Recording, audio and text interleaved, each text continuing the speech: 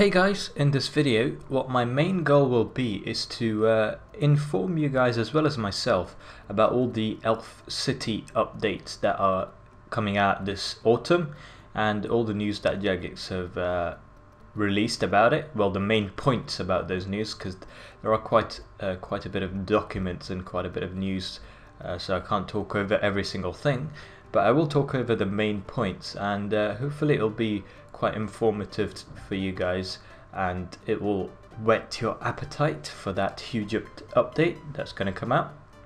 So I think the first document was released just after I'd quit for exams, and the last document was released just before I came back, so it makes perfect sense to go through all of them in turn.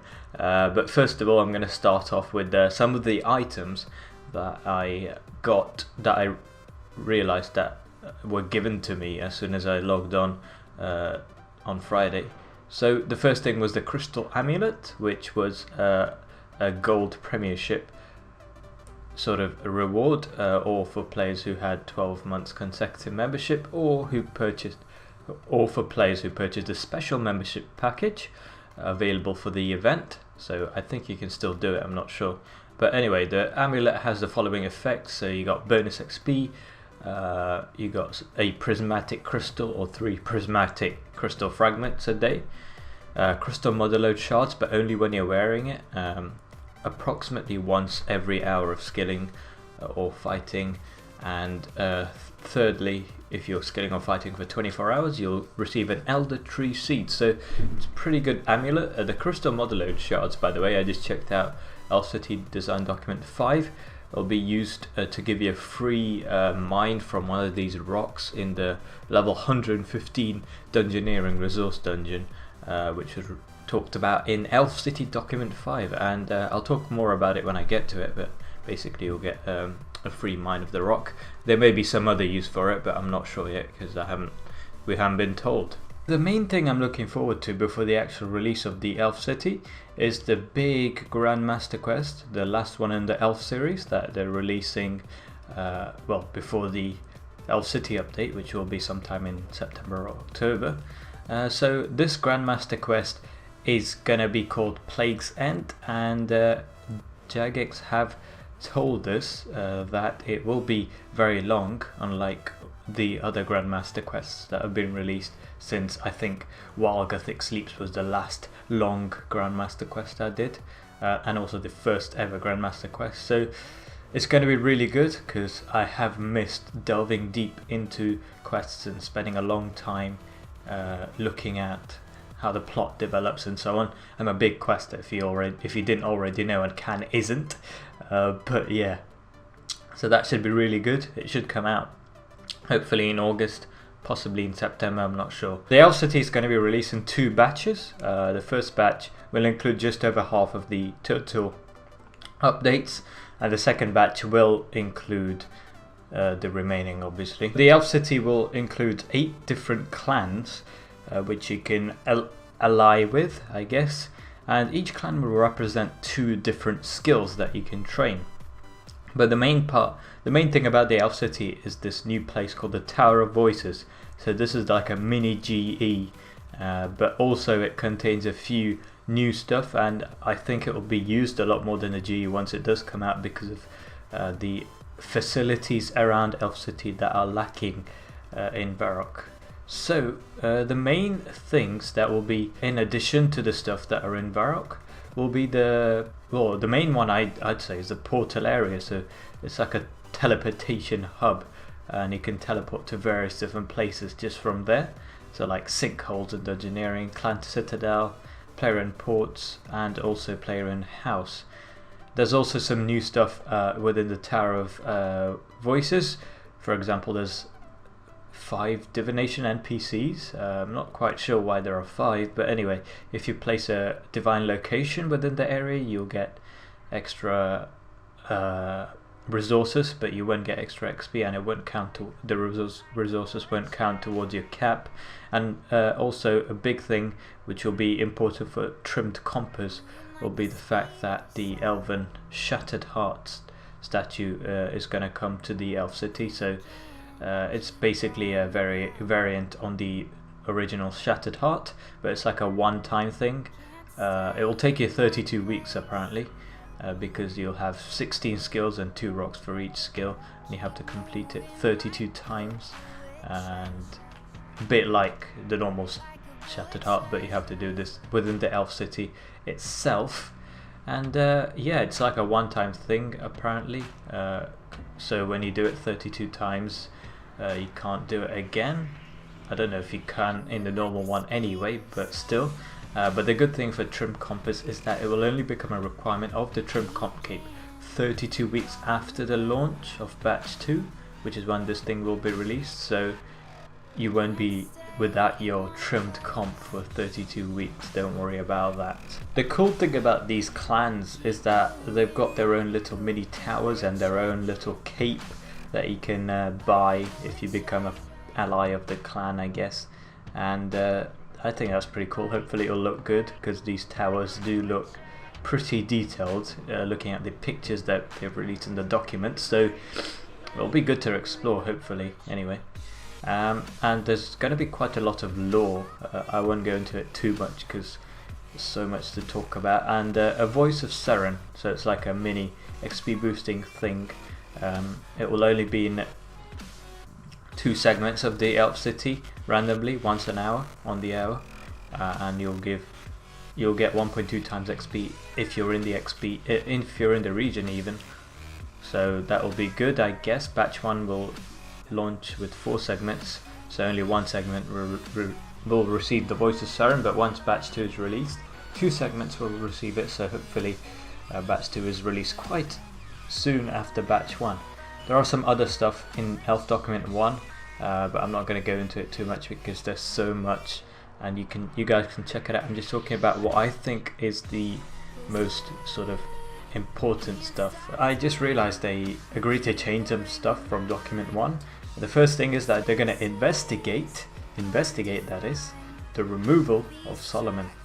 I'm sure no one will shed any tears if he goes away, but anyway, the Golden Shattered Heart. Now, there is apparently a complete divide in the community whether it should have a grace period or not before you remove your Trim Completionist Cape. I personally think it's a good idea that they're giving this grace period, because otherwise it seems a bit pointless that they're spending more than half a year without a Trim Comp Cape, just because then they have to wait to finish this update, which they can't just no life.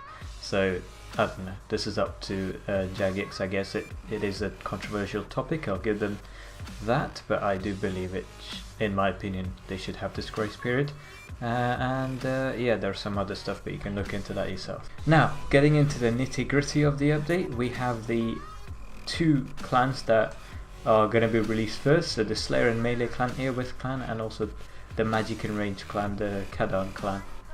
Now the main thing is that there's going to be a new Slayer Master, level 85 one, and the main perk from this master in comparison to Kuradal is that you're going to get 20% more monsters per task, and you're also going to be cancelling out the least preferred Slayer tasks, and they're going to be replaced by Elf City Elves. So I can't wait for this new master, because Kuradal is a bit outdated, to be honest. I think a lot of you will agree with that.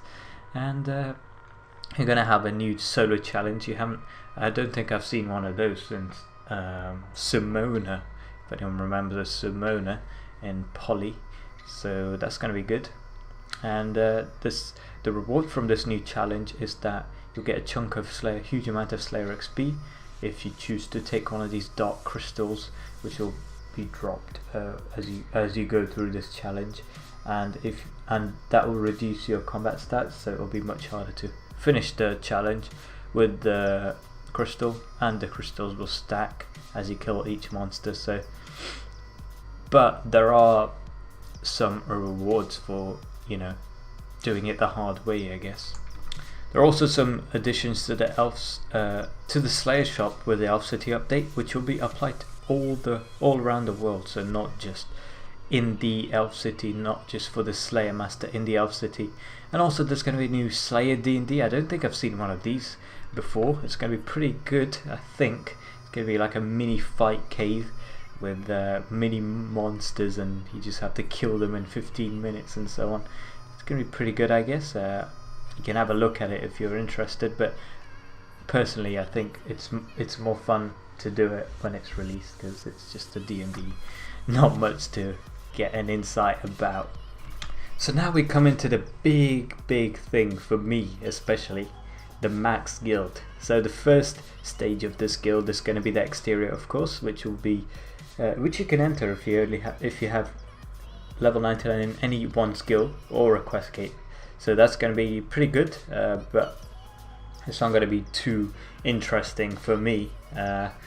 This place is interesting in the sense that you can get any of the skill capes in the game at the same price, so you don't have to go around going to all the places to get your skill capes. There's a person called Megan who is like a competitor of Max, and she will also sell the Max cape, interestingly. So I don't know about where you would go, but I'd certainly go here, because apparently she hates Max. We'll see why later on, I guess. That's a bit weird.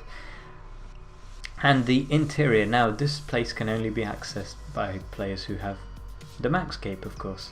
So if you try to pass through the door without the max levels, the Max cape levels, you'll obviously be electrocuted, apparently.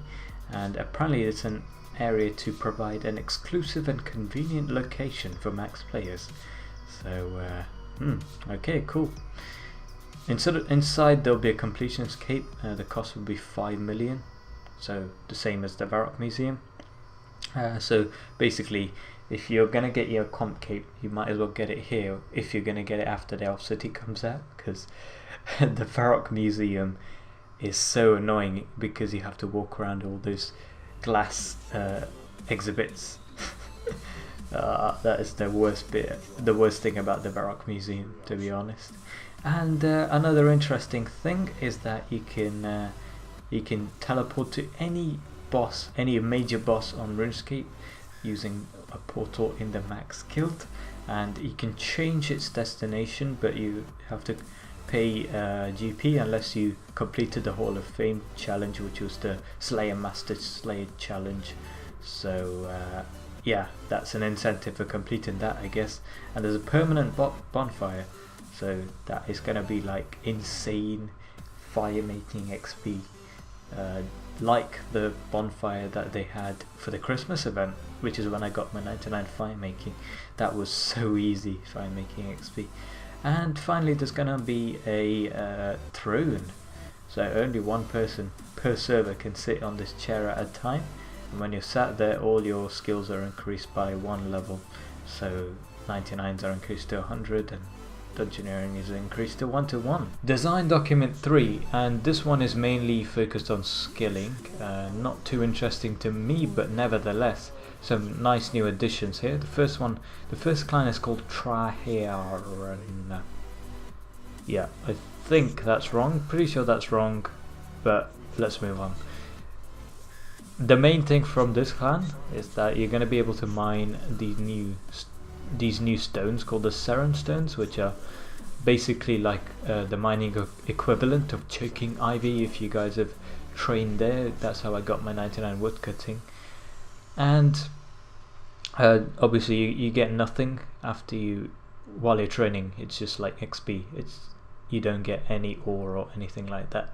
It's going to be apparently the highest rate of mining XP gain in the game, but it's not going to give you anything, so I'm not sure if it will be a good option for those who want to make some money. Well, it'll be a really bad option for those who want to make some money. And you can also get some stones called the Seren stones, which will be dropped in one third of all successful mines. So yeah, it's basically like choking ivy, but for smithing this time, and it will just disappear and give you some smithing XP, I guess.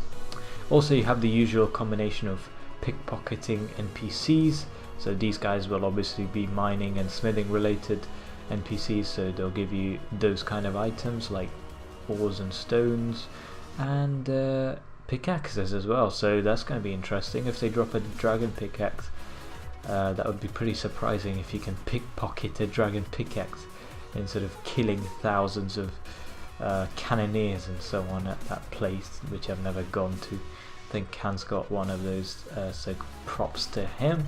I don't think I have the patience to go there, but there's also going to be new god statues, which makes sense, I guess. A Surin statue for this area, which will work in the same way as it does for the other statues. Now I recommend you guys go and check those out, because that D&D is such good Slayer XP for not much work and Con XP, but there are better Con XP rate things to do, like mahogany tables, but still, this is free, I guess. And the Elf City will apparently have 6 farming patches in total, and so it'll create an extension to current farm runs, but who needs to do those, right, after Wilderness Warbands? I'm not sure if the news about them nerfing it is true, but I certainly hope they do. No, that'll be harsh. I'm saying that after I got my cupcake. I wouldn't say that if I was Khan at this point in time. But yeah, for the Kurowis clan, I'm not sure how you pronounce it yet again, but this is my favourite looking clan cape, I must say. That yellow and the acorn, just, I think I'll ally with this clan, even though I'm not a fan of the woodcutting and farming skills that is associated with. But I think I'll ally with this clan just for their clan cape, because it looks pretty cool in my opinion. So yeah, the main thing about this clan is that you're gonna have an extra elder tree farming patch. Well, not an extra, a new one, a new elder tree farming patch. So as I said before earlier on in the video, you can get an elder tree seed by wearing your crystal amulet now, not during the update, just now. Like, I think you get one every 24 hours or something. I forgot what I said, but you can listen to it again. And yeah, it's just basically an elder tree that you can plant, and it will give you a chunk of farming XP. You need level 90 farming. Spirit tree has also been added, so you can plant 3 spirit trees at once instead of 2, unlike before, and that's it for this document. One good thing that I've noticed so far is that they seem to be continuously responding to feedback about these documents, which obviously I couldn't have known unless I was actively following it at the time, which was impossible because of exams. But yeah, they are doing that, so they have told us about some changes they're going to make to the Elf Design Document 3 because of feedback. The main one is the lack of new stuff, as you may have noticed from my summary of the document 3. So the reasons they pointed out for that was that I think they're going to add some more stuff later on, like in an elf city area task set, so that's going to be pretty good, but that's not going to be part of the immediate elf city update. They're going to also think about making improvements to mining and smithing, but it's going to be in the form of crystal weaponry, which is going to be in a different document that I'm going to talk about, I guess. And there were a few other stuff, like the smithing skill being given a complete rework, which is long overdue, because needing level 99, or was it 98, to make a rune plate body is pretty damn outdated, let's admit it, at least in RS3, but not in old school. And finally, they something interesting that I noted was that a load of people were asking for Ents and Ent related stuff to be added to the Kurowitz clan, so I guess they're going to be looking into that, because I think there's only one Ent NPC in the game, which is Quercus, and also the Ent familiar, but that's going to be pretty interesting. And also dwarves. I think they're going to keep that hidden, but hopefully we'll see something about that soon. Document number 4, and this one is about the Ithel and Amlod clans. Now the Ithel clan is the one most people have been wondering about, because the crystal weapons, you can't smith them, so you couldn't have done it with the previous clan. You have to actually craft them, which is interesting, I think. And the way it works is basically the same way as it worked in the game before the Elf City is going to come out. So the singing bowl that you can find in Brimstale's cave, you can convert that to, you can use that to convert crystal seeds to crystal tools and so on. But using this new method in the Elf City, you have basically these things called crystal flecked sandstone spots, which, as you may have guessed, work in a similar fashion to normal sandstone spots. The red sandstone spots used to make potion flasks.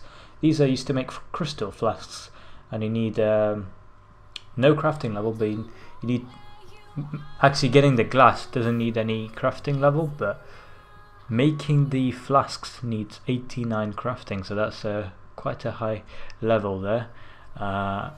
The glass is untradeable, so you're going to have to mine it yourself, just like the sandstone. And the crystal flasks are interesting. I'll talk about it in the next, when I discuss the next document, because most of the info is there. But basically you can combine several potions effects together to make this one, so that's really interesting, I guess, but I will talk about it later on. There are some downfalls to it, but yeah. I must say this next piece of news isn't very good news for me and Canman, first of all, for our next series, and secondly just to the general PVMing community, because you're going to be able to make level 80 attuned crystal weapons if you have a level 90 smithing through crystal singing. And yeah, although they do degrade to dust, I think people, for some reason, my instinct says people are going to use those instead of the Virtus Wand and Book and the Zarek Burr. So good fight. Our next series, our cash stack for that series has dramatically plummeted, and it's going to keep plummeting, no doubt about that in my mind. But we shall see. This looks really interesting, but we're going to have to see how it will work when it is released, because there's quite a lot of information, but it doesn't seem very convincing, or at least I can't visualize it, visualize how it's going to happen until I actually see it. So apparently they have a chance of dealing more damage based on the player's agility level. That's interesting, isn't it? So combat skills are being devalued even more. Good fight. But yeah, there are quite a few other things, like well, for the Amlod clan, the Summoning and Divination clan, you're gonna get some new creatures called shadow creatures, which are also used for divination. So you basically kill this creature and you should pick up drops called shadow cores, which you can convert to a large amount of div XP at the nearby craters. So it's going to be pretty interesting as well. And finally, you're going to have this new familiar, which seems to hint that divination is going to be changing forever. Because, okay, here's what it says. Light creature divination familiars that immediately convert energy and enriched energy into divination XP when harvesting from wisps. XP gained from this crushed energy, similar to the Emkando pickaxe or rock crushing scrumshaw, will be greater than would have been gained by converting the energy to XP at the crater. The intention is that a player who solely wants XP from colonies would use the light creature familiar. As far as I know, 99% of the population don't really make money, nor do they want to make money from divination, it being such a slow skill to train. So I think this familiar is just going to make divination extremely easy. It's also got some other perks, like it'll teleport you to the Tears of Guthix, which I guess isn't that interesting because the game's necklace does that. I'll also remove the negative effects of drinking the green tears from Tears of Guthix even, so that's going to be useful, slightly useful, and extend time in the Tears of Guthix, and it will increase the chance of receiving good items from the Heffin Agility course, which I will talk about in document 5. That's about it. There's a lot of NPCs, and they did mention that their intention is that as you level up your thieving, you're going to be able to pickpocket new NPCs, like in little stages, so you don't have to camp something for ages like you do at the moment, because thieving hasn't really got much to it. So there's like a level 96 thieving NPC. There's also loads for lower levels, so hopefully that will be interesting, and it will make some money while you thieve as well. We're gonna have to see about XP rates though, and yeah. Now there's another trim comp requirement that will be released with the update, and that is something called the Impling Collector. So you basically have to catch every single Impling barehanded after the release of the update. You can't do it before, and that includes this new crystal Impling, and when you have done that, you will unlock double XP from Implings permanently, and you'll also unlock a large amount of Hunter XP, and you'll get something called an Impling Collector, which will be the reward with free teleport to Pura, and this is trim comp requirements. So plenty of stuff for trim compers to think about. I'm pretty sure it's not going to be a fun time for them not having their beloved trimmed comps for a while. We're going to have to see about the 32-week wait as well for the Shattered Heart thing for the Elf City. But yeah, that's the end of document 4. So Jagex seemed to have left the best till last, as we all expected, I guess. But the second last one, the 7th clan, the Heffin clan, doesn't seem to have much going for it for proper high level people, because the requirements for this clan's activities are just above 75, the minimum required to enter the Elf City. So the first thing is agility. You're going to have some new posts called the Serenity posts, level 75 agility. It's an interesting one because apparently you just stand on them on one leg and you have to change your posture, otherwise you will gain no bonus agility XP. You generate bonus agility XP as you stand on the post, and it is a bonus, and you can only earn a set amount per day, and then obviously you probably use it for the elf course, which is another thing. So each city segment will have a shortcut to its neighbouring one, and this requires agility level 77, like I said. Obviously you'll be using it to just switch between segments, but some people might choose to train here fully, and that will reward you with some quirks. So apparently a light creature will fly to the player if you complete a full lap, beginning and ending at the middle circle of the Heffin segment, the agility clan. So I guess that's pretty good, and they're gonna reward you with some stuff like multipliers for XP or items, lamps and crystal tree acorns, which is going to be very rare apparently. So yeah, and there's always going to be the talent scout just ready to bash your head in, as always with any agility course. Prayer seems to be a very small section in this update, in the Elf City update, because there's only one thing for it, and that is cleansing the Sarin stones, a level 75 prayer. They did mention that it's a cheaper but slower method of training prayer, and it won't undermine existing high level prayer training, so I guess it's for people who are not very rich or who just can't be bothered to spend their bank on getting tons of prayer XP through Frost Dragon Bones and such. Now the last clan, the Mailer. I'm so bad at this, I shouldn't even try to pronounce these, but anyway, there are 2 resource dungeons. One I talked about near the start of this podcast, and that one was the level 115 Dungeoneering resource dungeon. There's a level 95 one as well, which will give you a large chunk of dungeon XP, and it will contain some stuff like Power and Grenwall Hunter locations, which I wouldn't go to because I always use the Big Chin Chomper ticket stuff, the place where you can go if you buy the Grenwall tickets.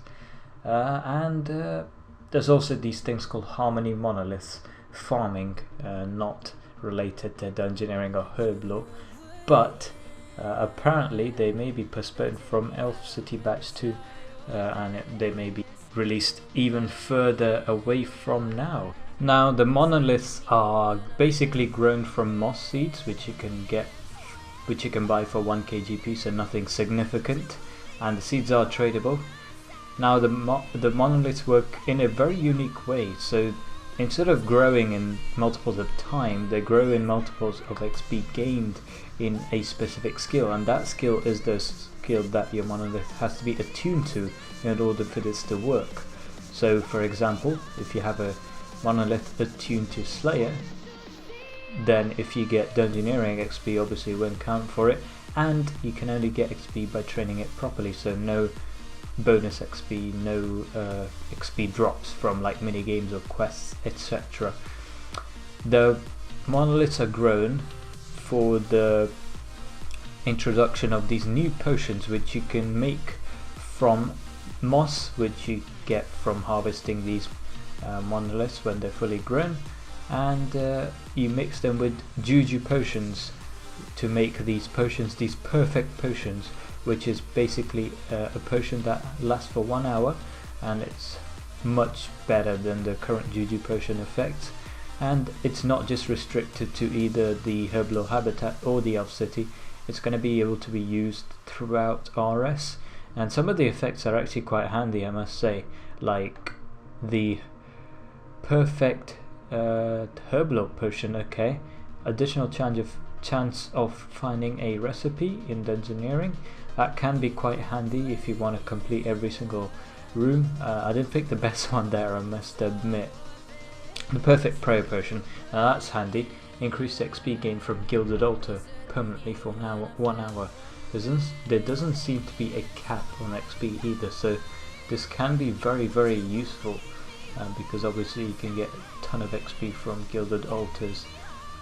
I'm not sure how much it will boost it by, but you're gonna have to wait for that when this is released, I guess. Now this is only a small portion of the Herblore updates they're gonna bring out. The huge Herblore update is to the current Extremes potions and the Overload potion. Now this comes with the Dungeoneering Resource Dungeon update as well. Wait, no it doesn't, it's not related to that. Okay, let's just talk about the Dungeoneering Resource Dungeon, the level 115 one that I mentioned at the very start of the video. Now the main intention for Jagex releasing this one is that they're going to be helping people to the comp cape and the trimmed comp cape, because the crystal motherlode rock, which is going to be the main feature of this resource dungeon, it's basically something you can mine once per player per day, and you can get one of these following items, which include crystal tree seed, crystal triskelion, champion scrolls, effigies, crystal key, tokens counting towards chompy kills and castle wars tickets, and a shattered heart rock, as well as a golden shattered heart rock. So it's a huge variety of things, I must say, and it does sound really appealing, but we're gonna have to see how this actually pans out when it comes to it, because there's so many things and I'm not quite sure how it's going to work either. That I don't know, there's such a huge range of things which don't seem to be related to each other. I'm just going to have to wait until it does come out. This might just make me get my trimmed comp kit. I'm not sure, guys, so don't get too excited. I really am not in the mindset of getting trimmed comp whatsoever. I just want to PVM and mix series at the moment. But anyway, getting back to the point, the final update they're going to bring out is going to be the Mailer Herblore shop. So it's going to work a bit like the Fremennik sagas in Dungeoneering, and you're going to have to collect the 20 different recipes for these potions from, well, 7 of them from Dungeoneering, and the rest will be, how are they going to be found? I'm not even sure. Anyway, once you unlock it, you have to go to the shop. Once you find these recipes, you have to go to the shop in Mailer and pay some GP to permanently unlock the recipes. And then how it works is actually quite interesting, because you combine 2 normal, not flasks, normal potions, 2 4-dose potions, to get a 6-dose crystal flask potion. You obviously have to have a crystal flask in your inventory to do this, and there are a number of potions. The most useful ones will be the higher end ones probably, so the supreme potions, the supreme strength, supreme magic potions, and it's basically gonna be an improvement on the extreme potions that you can find currently. So it'll boost For example, the Supreme Strength Potion requires 93 Herblore and it will boost your strength by 16% plus 4. And hopefully these potions will boost your levels much more than the little more than the overloads. So that will be an improvement on the overloads, and combined with the fact that they are making levels more valuable in terms of strength bonuses, in terms of attack, hit, accuracy, and the amount you hit. So combined with that fact, I think it's a good move, but the requirements are quite hefty, considering that the best potion that you can make from this is a perfect plus potion, so has the bonuses of every single perfect potion. You need 1 mil dungeoneering XP, 1 mil GP, sorry, to unlock it, and you also need to unlock it from dungeoneering, and you need 99 Herblore, and need an overload, moss, and crystal blossom, which is quite rare. It gives you all the perfect potion abilities over a period of 24 hours. Do we really need that? So I'm not sure we need to be able to do that, because like I don't mind taking 2 overloads per trip and then coming back instead of spending all that time getting this potion and spending so much GP to get this effect for 24 hours. But it does sound quite cool, I must admit. There are some other stuff like renewal overloads, which will grant you all of the 5 extreme potions, so basically an overload as well as a renewal, as the name suggests. So yeah, I'm looking forward to this perfect plus potion. It's going to be quite interesting to see how it works and whether people are going to use it or not. But yeah, that is the last of the updates that they mentioned. Has ended with a high, I must say. And just to summarize this podcast, so overall, what do I think of this update? I think it's going to be an extremely good update, but I do have my doubts. The reason being, there are so many things, and I fear that, as with a lot of Jagex's recent updates, just the sheer volume means that people won't really appreciate the less sort of important updates. Like I've probably mentioned like close to 50 updates in this podcast. I don't think every one of them is going to be checked out consistently by players, so that's my only fear and my only concern. Like, so many updates have gone unheard of, even unused, like Barbarian Assault or some of the other minigames. In fact, most of the minigames are not even attended at the moment. So that's my only concern with this Elf City update. But on the other hand, I'm extremely pleased that they're doing these documents to show how they go about the process and help us prepare, because some of this information, I'm not sure about you guys, but definitely for me, some of this information will help me prepare in terms of merching and make some profit out of it, because they have hinted at a few things, in fact quite a few things that may come out that may devalue or value certain things, like the Juju potions and the crystal weapons, for example. They will definitely, in my opinion at least, they'll definitely devalue Virtus and Virtus 1 book and the Zarek book even more than it is at the moment, which is bad. But on the other hand, we have had prior warning, I guess. And finally, I'm pretty pleased in the sense that they are including a ton of stuff. I did say that it can be like information overload, but on the other hand, by releasing so many things at once, it's going to attract so many new players and also old players back to the game. And just this new area, the Elf City, it just seems so grand and so epic in the scale of it. So I do hope they don't mess up in the release, and I'm definitely looking forward to it, especially the new quest, the Grandmaster quest. I'm happy with the requirements they're going to have for entry into this Elf City, because obviously you don't want it to be too high so that people won't be able to access it, but also you don't want it to be too low, which is what they've been doing recently with quests. It has frustrated me quite a bit, to be honest. Pretty sure it hasn't frustrated Canman. but it's frustrated me because I like to earn the right to do certain quests, certain really big quests, but I do understand the need for them to be accessible to everyone so that they can enjoy the content. So to finish up then, I would recommend everyone, if you're still listening to me, everyone to go check out the forums, do give feedback. They do seem to be taking it into account, and you know, make it constructive. Like most of the feedback I have seen on the forum so far is actually quite maturely worded, and they do put together a good argument, to be fair to them. Yeah, it would be a great thing to see some of you guys' ideas be heard by Jagex. I'm gonna do some as well if I'm not agreeing with some of these things, so do check it out, do give your feedback, and yeah, thanks for listening in. Looking forward to the updates, especially the quest, and yeah, have fun.